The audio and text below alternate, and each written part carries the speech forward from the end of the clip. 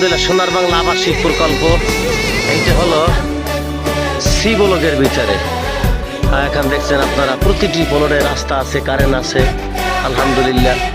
এখানে আলহামদুলিল্লাহ এই যে বাইতুল হাসান জামে মসজিদ আপনারা দেখতেছেন, এই যে এটা বি ব্লক এবং সি ব্লকের মাঝ বরাবর আমি এখন দাঁড়িয়ে আছি। এখানে আলহামদুলিল্লাহ যদি মনে চায় একটা প্লট আপনি কিনতে পারেন, একটা ফ্যাক্টরি করতে চান তাও কিনতে পারেন। আলহামদুলিল্লাহ, আল্লাহ পাকের শুকরিয়া।